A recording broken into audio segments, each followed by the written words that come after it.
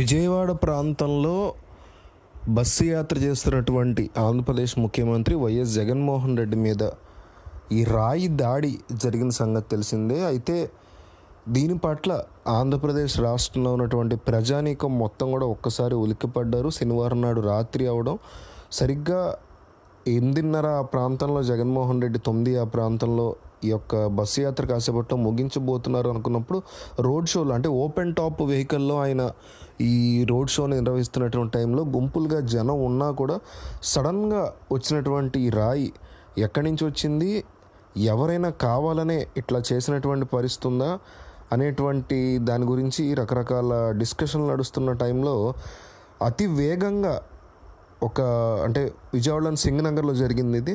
TDP నేత office కూడా ఉందని చెప్తున్నారు. అక్కడ జగన్ బస్సు యాత్ర సమయంలో టీడీపీ శ్రేణులు కూడా భారీగా అక్కడ చేరుకుని ఆయన మీద దాడికి పాల్పడ్డాయని వైసీపీ అయితే ఆరోపిస్తుంది.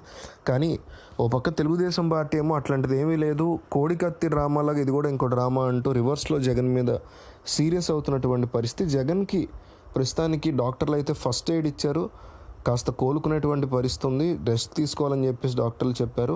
గుంటూరు జిల్లాలో యాత్రను ముగించుకుని ఉమ్మడి కృష్ణా జిల్లాలో అడుగుపెట్టిన మొట్టమొదటి రోజే ఈ ఘటన చోటు చేసుకోవడంతో అందరూ ఒక్కసారిగా ఉలిక్కిపడ్డారు. జగన్మోహన్ రెడ్డికి వస్తున్నటువంటి ఆదరణని తట్టుకోలేక కడుపు మంటతోనే ఈ దాడి చేశారని వైసీపీ శ్రేణులు అయితే ఆరోపిస్తున్నాయి. కానీ మనకి ఇక్కడ ఒక ఇంపార్టెంట్ విషయం అర్థమవుతుంది ఏంటంటే, చుట్టుపక్కల జగన్మోహన్ రెడ్డి మీద రాయి వచ్చినటువంటి ప్లేస్లో మీరు అబ్జర్వ్ చేస్తే కనుక ఒక స్కూల్ ఉంది, ప్రైవేట్ స్కూల్, అది గవర్నమెంట్ స్కూల్.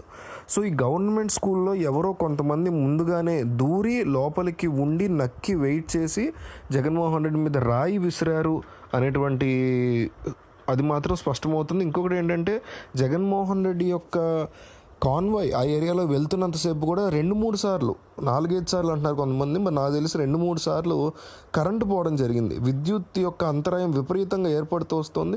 జగన్మోహన్ రెడ్డి ఎప్పుడైతే మీకు ఆయన ఈ ఏరియాలోకి ఎంటర్ అయ్యారో, అంటే ఈ సింగనగర్ ఏరియాలోకి ఎంటర్ అయ్యారో, అప్పటి నుంచి కూడా 2-3 సార్లు కరెంటు పోవడం అనేది జరిగిందని చెప్తున్నారు. ఈ రాయి విసిరే టైంలో కూడా కరెంట్ లేదు ఈ ఏరియాలో అని చెప్తున్నారు వైసీపీ శ్రేణులు. ఇక్కడ ఇది వ్యవహారాన్ని తెలుగుదేశం పార్టీ మీదకి వైసీపీ చాలా ఓపెన్గా నెడుతోంది. మరోపక్క తెలుగుదేశం పార్టీ కూడా ఇది కోడికత్తి లాంటి ఇంకో డ్రామా, మీ డ్రామాని జనాలకి చూడడం ఆపేశారు, మీ డ్రామాలు చేసిన వేస్ట్ అనేసి ఇంకో పక్క నుంచి తీవ్రమైనటువంటి వ్యాఖ్యలు చేస్తుంది YCP party, TDP party. So ప్రజలు ఏమనుకుంటున్నారు, ప్రజలు ఈ అంశాన్ని ఎట్లా చూస్తారు అనేది తెలియాలంటే కొంత సమయం వేచి చూడాలి. ఇట్లోపు మీరేమనుకుంటున్నారో కామెంట్ చేయండి. ఆంధ్రప్రదేశ్ రాజకీయాల్లో ఇది ఒక బిగ్ మలుపు అవబోతోంది రానున్న ఎలక్షన్స్కి. ఎందుకంటే ఆయన గుంటూరు జిల్లాని వదిలి విజయవాడ ప్రాంతంలో, అది కూడా విజయవాడ సింగనగర్లోనే ఇట్లా జరిగిందనే దాని మీద, అది కూడా మొదటి రోజు యాత్రలోనే ఇట్లా జరిగిందనే దాని మీద వైసీపీ శ్రేణులు చాలా సీరియస్గా ఉన్నాయి.